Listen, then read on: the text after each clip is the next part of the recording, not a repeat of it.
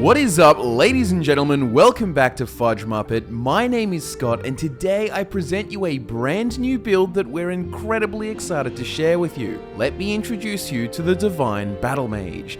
You know that here at FudgeMuppet we are a big fan of really getting into the game, if you know what I mean. We love the vibes, the lore, the character details, the story arcs. These are the things we all take into consideration when crafting playthrough experiences for you guys, and there is a certain archetype that I don't think gets expressed very often. But before we kick things off with a character, I want to tell you that we have been lucky enough to have Loot Crate sponsor this Skyrim build specifically for their Elder Scrolls Loot Crate, which delivers you a brand new crate every quarter of the year full of exclusive apparel and collectibles from Tamriel, each based around a specific theme inspired by the lore, legends, and characters. We were sent the August Revamped crate, which was based around the Greymoor expansion. We love the Croesus Dragon Priest mask replica, which looks really nifty and also has quite a bit of heft to it. It feels really well made. We also got a Greymoor Vampire Tee, an Amulet of Talos necklace, which again is well made. We also received 3 Divine Stained Glass window decals of Talos, Julianos, and Kinnereth. These have a clear background, so they would look great on the glass of your gaming PC. There's also an Ebonheart Pact pin here, which is stylized to look like a seal, and a Greymoor symbol hand towel, which could even look great on the wall. The next Elder Scrolls crate is themed around Mercantile, and in that one you actually get the Mask of Clavicus Vial replica. Use our code FudgeMuppet15 to get 15% off using the link in the description below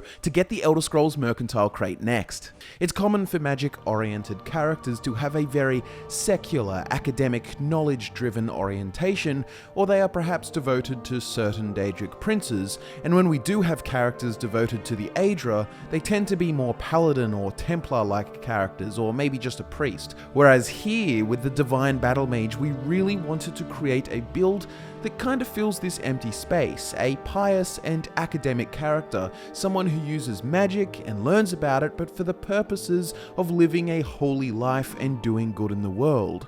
So he won't be swayed by promises of unimaginable knowledge at the price of his morality. For him, the highest good is living a virtuous life. His desire to learn powerful magic comes second and always feeds into his original purpose.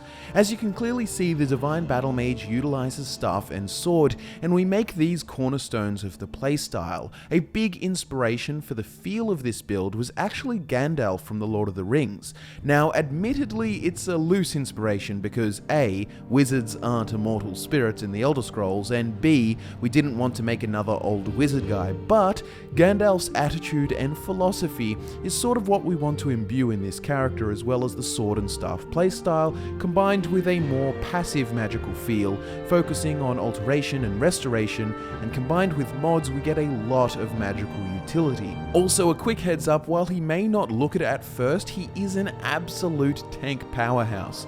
You may want to dial up the difficulty for this one. Now let's dive into the build itself. The Divine Battlemage build does use mods many of you would be familiar with, such as Alternate Start, Andromeda Standing Stones, Apocalypse Magic, and Beyond Bruma, but this time around, we've gone for a few alternatives and added a few extras. Instead of Imperious Races and Ordinator Overhaul, we've actually gone for Ination's minimalistic versions, Morningstar Races, and Vokri perks. These are somewhat closer to vanilla and have less emphasis on a huge list of powers and more emphasis on passives, but still manages to bring many diverse playstyles with a cleaner and more refined selection, making it less overwhelming. It's just become a preference of ours. We also have classic classes and birth signs, which adds what it says on the tin.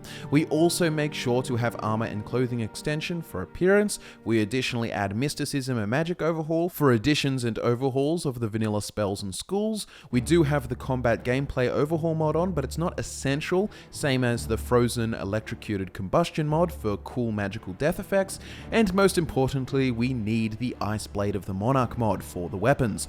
All links to these mods can be found in the description, but without further ado, let's get into the character setup with race, standing stones, stats, and stuff like that. The Divine Battlemage is an Imperial, which is relevant for the backstory, and we wanted to have that human mage experience. The limited lifespan can bring a little more humility to a character versus a long-lived High Elf or something. With Morningstar, Imperials learn all skills 8% faster, and they start with 2 perk points available. This is great to get a head start in some of the magical schools. Now, with the mods we've chosen, you'll be able to open a book in your inventory called Select Class and choose from a selection of classes and birth signs. We choose to go with Battlemage, which offers boosts in one-handed, alteration, conjuration, destruction, enchanting, and alchemy. It also comes with the secondary skill Unarmored, which gives a bonus 50 armor rating when not wearing any armor. The class ability also makes spells deal 20% more damage when wielding both a spell and a one-handed weapon. Now it gives the options for 3rd era birth signs, which are brand new, or you can pick 4th era birth signs, which are just standing stones. If you, like we do, choose a 3rd era birth sign, you can also have an additional standing stone. This may be too OP for you, but personally I just like to turn the difficulty up to level the playing field. We choose the Atronach 3rd era birth sign, which gives us 100 bonus magicka. Magicka does not regenerate, and we get 50% chance to absorb spells. And I heard you like Atronach, so we put Atronach in your Atronach. Our standing stone choice is also the Atronach stone, and with the Andromeda mod version we get some very powerful synergy. Once again, magicka does not regenerate, but each death within 50 feet restores magicka equal to 25 times their level. So if you kill a level 10 enemy, you get 250 magicka back. Also, if you have magicka remaining, spells are 25% more effective and cost 50% less. So, with the spell absorption from the birth sign and the return of magicka upon killing, you are incentivized to get in there and be a constantly restoring magical tank. Once again, this can be pretty damn OP, but try scaling the difficulty up, and personally I use Morrowloot Ultimate and various combat AI mods that make combat more challenging. We also use the classic Wintersun Faiths of Skyrim mod, and we choose to follow one of the divines in particular, Julianos, the divine of wisdom and logic. Following him grants you a percentage reduction in spell cost depending on the level of favor you have with him, and once you're devoted, there is a percentage increase in spell and scroll effectiveness, once again based upon favor with the deity. Increasing your favor with him is very straightforward. Master the skills of the mage, strive to raise your magicka, never openly break the laws of Skyrim. Perfect for this character. The final thing to discuss is the ideal stat spread, and this one gets a little interesting. We're going to start with a lot of magicka because of the good old Atronach stone and sign, so we will focus on getting health to 200 first, then magicka to 300. Then after that, the best bet is to go half health and half stamina for the rest of your leveling. Our character isn't particularly heavy on magicka usage anyways, because of lots of passive oriented abilities, and on top of that, we have the Atronach abilities for getting magicka back. Then we have enchantments as well, so we'll more than likely have enough, and lagging stamina will be boosted by enchantments and the Alter Self Alteration perk, but we'll get to that later. All of this information will make a lot of sense in context when we talk about the skills and playstyle and such, but for now, let's have a little break from the stat-heavy conversation and instead look at the tale of how the Divine Battlemage came to be. Let's get into the backstory. The Divine Battlemage was born in one of the Empire's most tumultuous times. It was the year 171 of the 4th era, and the Aldmeri Dominion had launched their brutal conquest of the Empire. By the first year, Leyawen had fallen, and Breville was victim to a drawn-out siege. The Divine Battlemage was the child of a Leyawen guard and a barmaid, but the sacking of Leyawen made his mother both a widow and a pregnant refugee, travelling with a band of other misfortunates, fleeing the destruction of the war.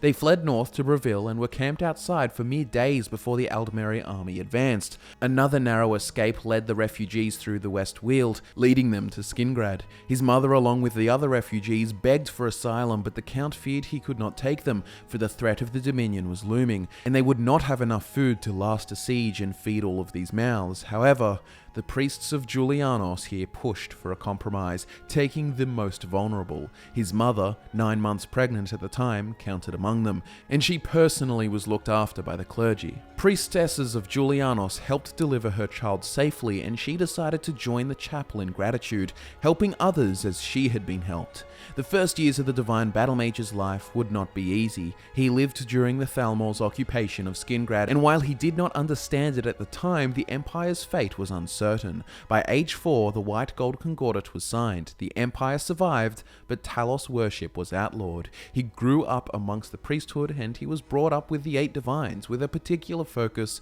on Julianos, the patron divine of this chapel.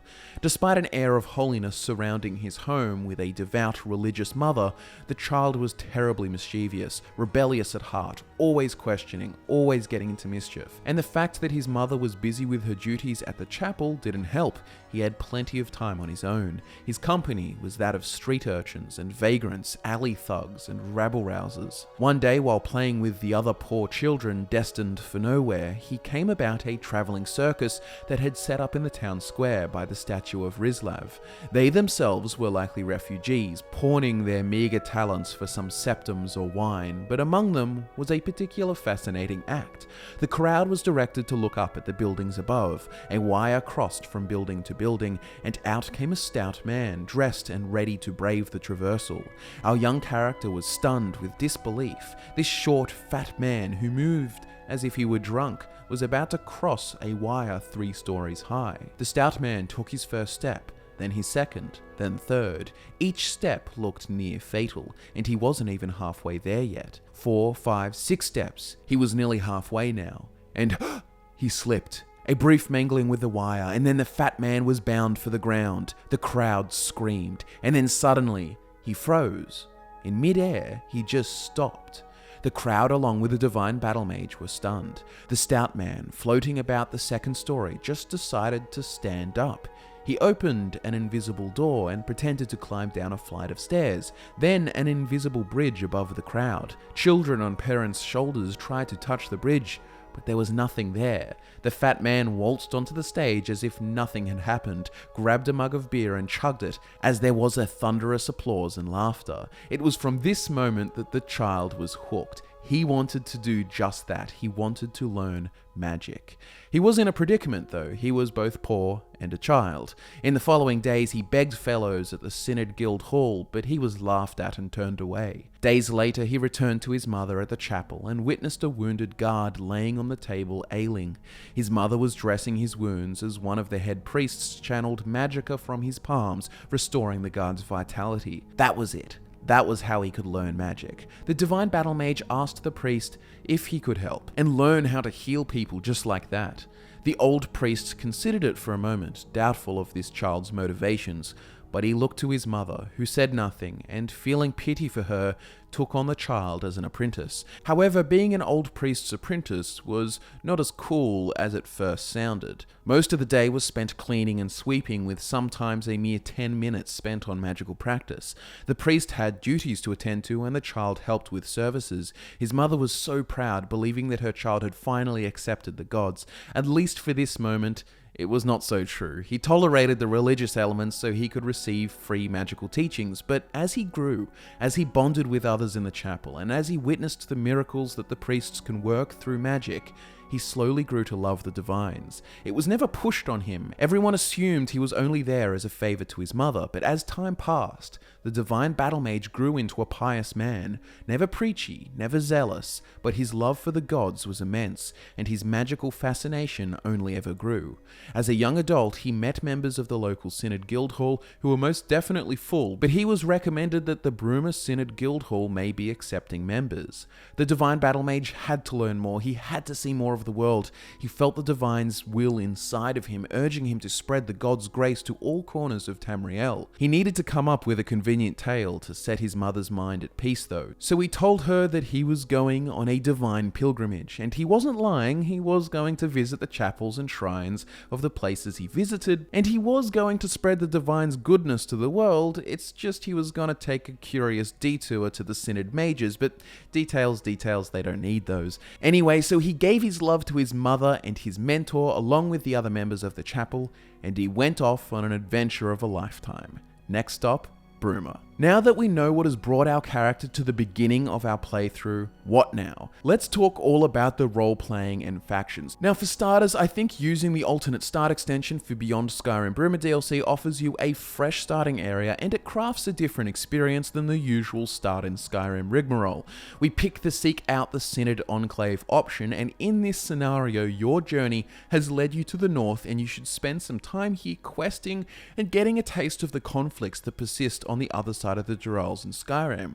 When you walk into Bruma for the first time and experience the Thalmor arguing with a priest, or you do the quest about covert Talos worshippers, you start to get a good feel and unique perspective on the whole Empire Thalmor dynamic. If anything, starting in Bruma actually gives you a little more insight into what the Stormcloaks are resisting. Ultimately, doing quests involving the College of Whispers and the Synod Mages are worthwhile, but when you feel you're ready, it's time to head over the border and enter the land of Skyrim, ideally looking to join the College of Winterhold. Now, as we've sort of talked about this guy's personality throughout the backstory, there are some things to keep in mind. Naturally, being a Divine Battlemage, a holy and pious man, he will be rather anti-Daedra, anti-vampire, and anti-necromancy, so you can kind of get the gist. While he doesn't have the fervent hatred of these things, like a Vigilant of Stendar would, he is certainly not for them. He's the kind of guy who could befriend Serana in hopes of her seeking a cure, or the kind of guy who could pity Sinding and agree to the idea of him remaining in isolation as a werewolf. He isn't of the have to exterminate kind mindset. Daedric quests can be completed if they can be done in a sort of neutral or opposing way. For instance, you can do the Hircine quest by helping Sinding out, or you can get rid of the nightmares by helping Aranda in Dawnstar, or even Sheogorath's quest, for example, can be done because the initial intention was just to help a guy get back to his master. You know what I mean? But not Molag Bal or Boethia style quests. Any quests relating to the Divines or purging evil are also good. Julianos is his favoured divine, his patron you could say, but of course he respects and cherishes all of them. He was brought up mainly without the worship of Talos, so for him it's not important at all, but he can empathise with people who care. Ultimately though, if you choose to pursue the Civil War questline, then Imperials would be the way. Of course, the main storyline and Dragonborn DLCs are wells of content to complete, and while we didn't want to have a Dragon Shout focus for this character, a little role-playing note is that he would respect the Greybeards a lot, and he would relate to the idea of using power in reverence of the gods. In summary, College of Winterhold, join the Dawnguard, Daedric-related quests only if you can be neutral or oppose them, any Adric-related quests, and play as an all-round good guy. He's a pious, but not a zealous man, and tying this all together is his desire for magical understanding to help preserve and protect the divine creation of the Aedra, aka help the world. The main skills for this character are one-handed, which is self-explanatory because swords, enchanting, which will be used to improve our gear, but also with the Valkyrie perks overhaul, there is an entire tree of staff-related benefits essential for the playstyle. Alteration and restoration are the primary magic skills for healing and shielding, as well as that whimsical wizardry utility which comes in the form of water walking, unlocking locks, and raising a wall so that you shall not pass. I do want to mention that you can also dabble in other magical schools to improve your favor with Julianos and give you access to more perk points in general, but they are definitely an afterthought. Don't worry, I'll continue to explain spells and then perks and then the gear, and it will all come together in a beautiful playstyle. The primary way we will want to use spells here is through Okato's Recital and Staves.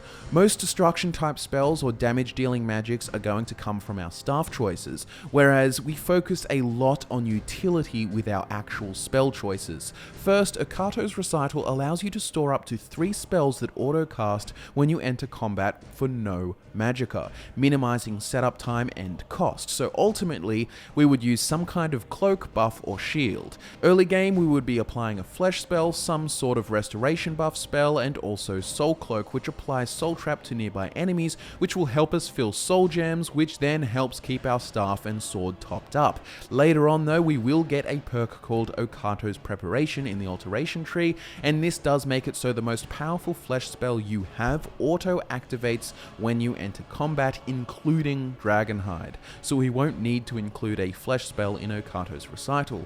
So the late game setup becomes Soul Cloak, Water Walking, and Divine Body, which boosts health, so every time we enter battle, we get a health boost, a Soul Cloak, Dragonhide flesh spell, and Water Walking for that extra magical wizard feel. Casting spells while standing on water always feels epic. Speaking of magical wizard feel, a lot of the spells we have and use are utility related, such as open lock spells, Windrunner or Longstride, both of which are oriented around movement speed, which helps for exploring, things like Wither to slow the enemy down, or the very fun Raise Wall spell, which raises a wall in front of you, giving you a quite literal "you shall not pass" moment. Like I said before, a lot of our damage output is not coming from spells, but rather staff and sword. And let's talk about the perks now, so you can get more of an idea about how powerful this guy is. Disclaimer, I am not discussing every single perk in depth because some are rather straightforward, but I will mention them all and talk about the ones whose effects pertain to the uniqueness of this build. The one-handed perk tree will consist of these perk choices: One-handed Mastery 5 out of 5, Overpowering Assault 2 out of 2, Execute, Victory Rush, Disciplined Fighter, Furious Strength, Crater Maker, Disarming, Slash. Ultimately, the one-handed perks aren't all that interesting for this character, but it boosts damage, gives some chance for our power attacks to disarm or to knock back, but ultimately, investiture in this tree is for the damage output, not for the colourful effects of the perks. However, let's dip into Enchanting, which is by far the most essential perk tree of this build and is what allows the Staff and Sword playthrough to be taken to the next level. The perks for this tree are Enchanting Mastery 5 out of 5, Soul Squeezer, Soul Siphon, Thunderstruck, Power Stone 3 out of 3, Mana Stone, Defensive Runes, Staff Recharge, Armor Enchanter, Regalia Enchanter, Extra Effect, Scroll Sage 3 out of 3, and Scroll Hunter. Some here you may be familiar with, and they do things like improve enchanting of certain items like clothes by a percentage or a perk that allows you to add 2 effects, but most importantly I want to discuss the staff and scroll lines. The perk Scroll Sage at rank 3 makes scroll effectiveness increase by 200%, which gives a massive advantage to actually using the scrolls over default spells, and when combined with the perk Scroll Hunter that makes it so you have a 10% chance to find scrolls on enemy corpses, then you have a perk setup that allows you to really take advantage of the scrolls in the game, a magical item which, like staves, ultimately end up being underused in the vanilla Skyrim because of the lack of statistical support for those gameplay elements. Put simply, spells are just better, usually, but this changes that. Second, let's talk the staff perks. Power Stone at rank 3 makes staves 100% stronger, and having an equipped staff increases the effectiveness of other enchanted weapons by 100%, meaning by virtue of having a staff equipped, our enchanted sword's effect is 100% stronger. Pretty awesome.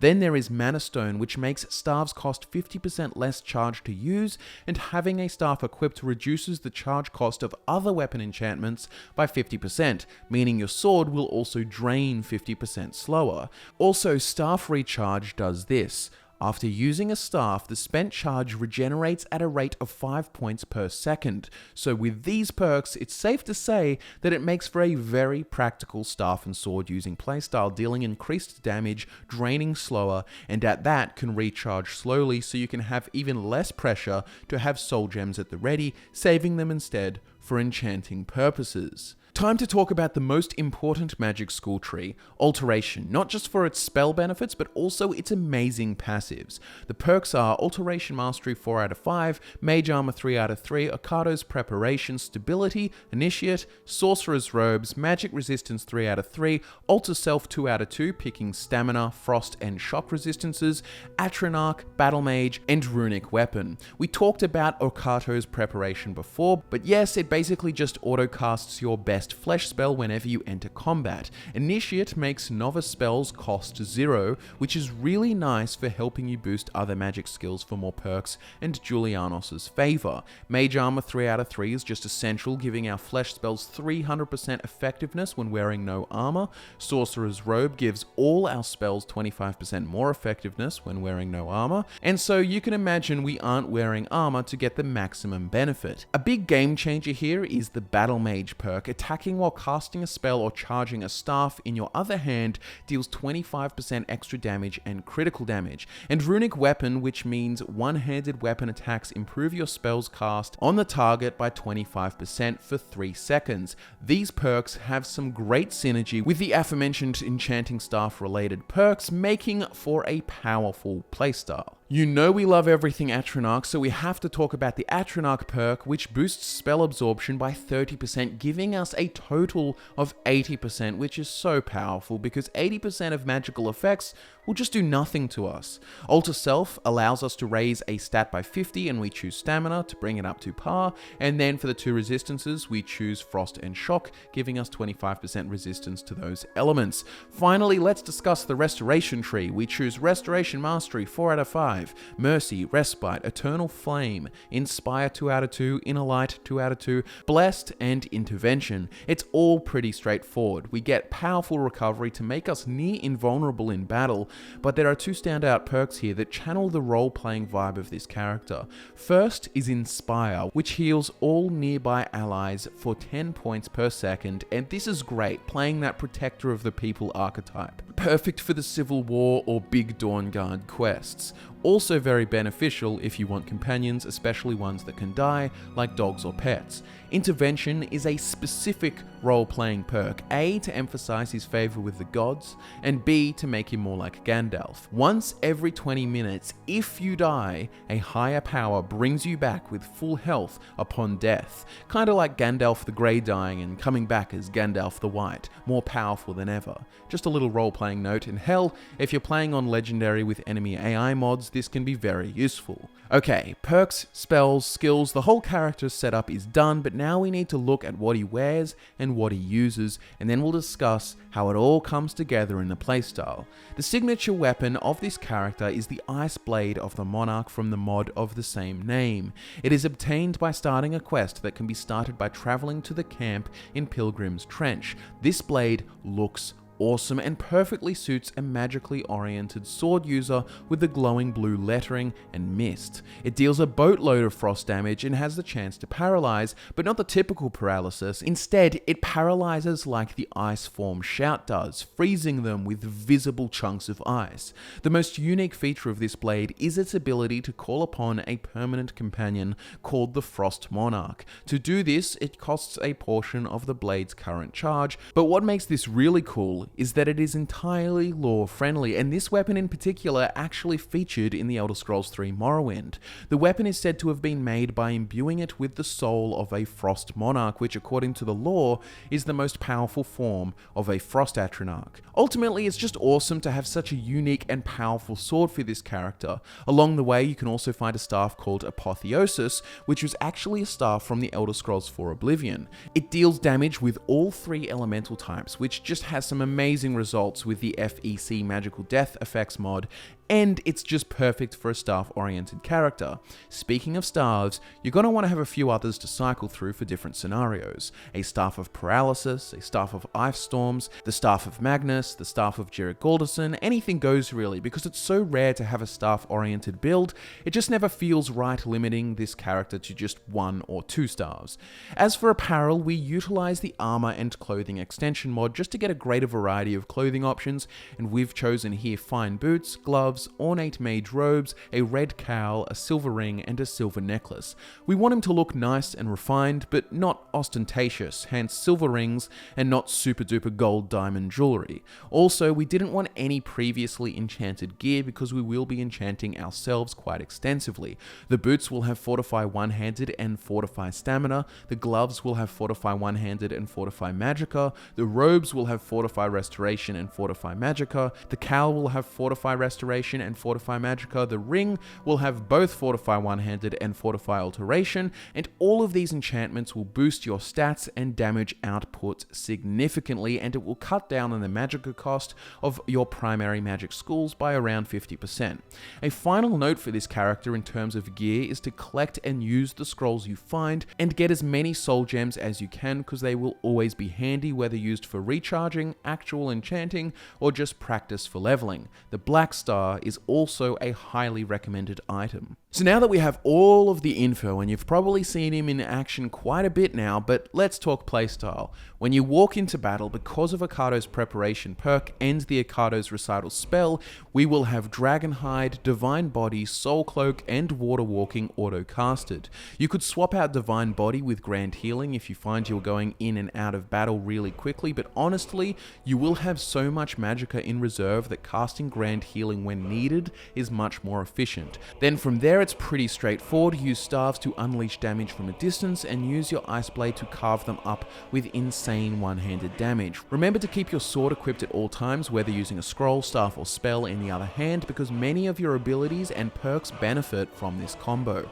There is a lot of raw damage potential here, but we also have crowd control opportunities with various scrolls or staves like Staff of Paralysis, and we also have our Frost Monarch summon from the Ice Blade. However, do note, because of his size, he doesn't work all too well in tight spaces, but on the flip side, he does make for one big fat target for your enemies while you focus on strategy. As for spells outside of the auto-casted ones, you may use some Grand Healing, maybe even a Turn Undead spell or Sun spell, the occasional Raise Wall just for fun, to live that you shall not pass moment, but for the most part, especially in the late game, we won't really have to use any spells in combat. But the high Magicka is still important for leveling other magical skills, and also, you just never know. If you're in a battle that is terribly long, your Akado's autocast spells may wear off, and they may require recasting. But then again, remember, we have heaps of tanking capability with the flesh spells, the 80% spell absorption, and the powerful restoration magic. Bear in mind that the sword is our biggest damage dealer, and with the Thunderstruck perk, our power attacks make the enchantment effect do 50% more damage, so power attacks really will unleash some serious power. Another consideration is to prepare with blessings, but honestly, Julianos' Shrine Fortify Magicka boost may be useful early on, but really late game it's not needed. However, it's worthwhile seeking it out for role-playing reasons and favor boosts. But there you have it, ladies and gentlemen, the Divine Battlemage. We really hope you enjoyed this new build, something fresh for you to try out in your 500th Skyrim playthrough. My name is Scott from FudgeMuppet. Timestamps and mods are linked below. Thanks so much for watching. Like and subscribe. I'll be back to nerd out with you again next time.